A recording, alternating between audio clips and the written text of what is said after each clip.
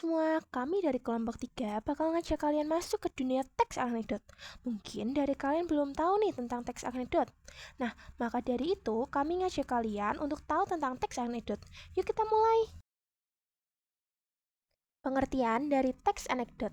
Teks anekdot adalah cerita singkat yang lucu dan mengesankan, biasanya berisi tentang kritik atau sindiran terhadap suatu masalah sosial, politik, atau layanan publik, serta dapat meningkatkan pengalaman nyata namun dibumbui dengan rekaan.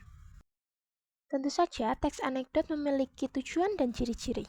Tujuan teks anekdot adalah 1. Menghibur pembaca dengan cerita lucu atau menarik. Nomor 2. Menyindir atau mengkritik suatu keadaan, perilaku, atau kebijakan. 3. Memberi pesan moral secara halus melalui humor. 4. Membuat pembaca berpikir masalah sosial atau situasi tertentu, dan lain-lain. Ciri-ciri teks anekdot. 1. Cerita lucu. 2. Tokoh.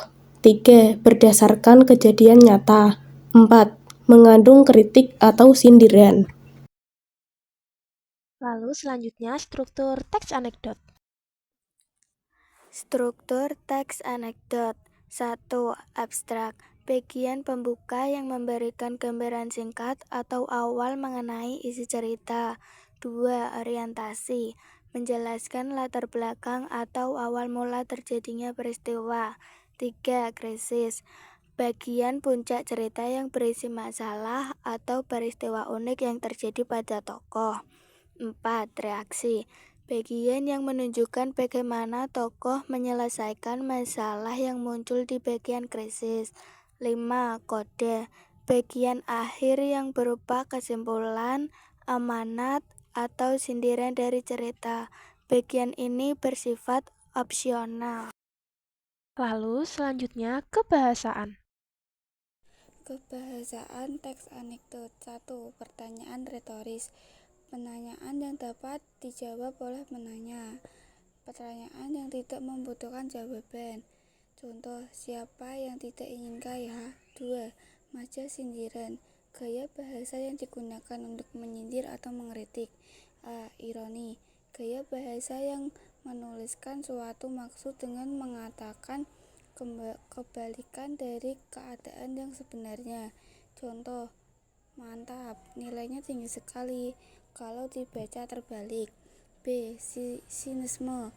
Gaya bahasa berupa ejekan atau sindiran menggunakan kata-kata kasar yang disampaikan. Contoh, wah, pinter banget ya buat bikin masalah. C. Sarkasme. Gaya sindiran yang paling keras di antara 3 maja sindiran yang ada.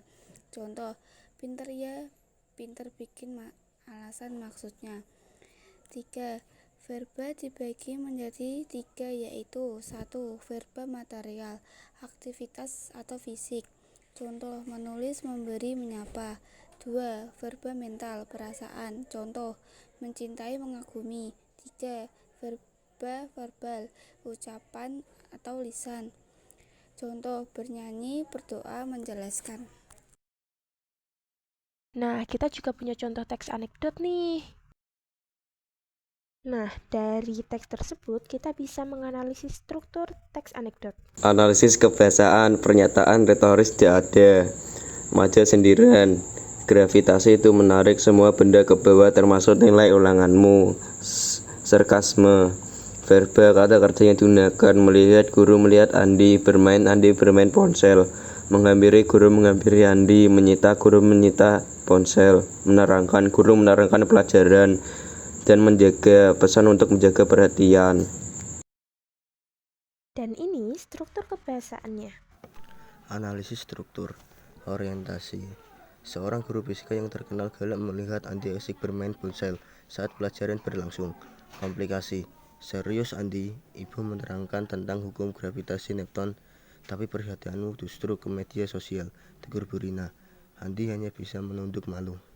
Sepanjang pelajaran ia tampak menyesal. Krisis.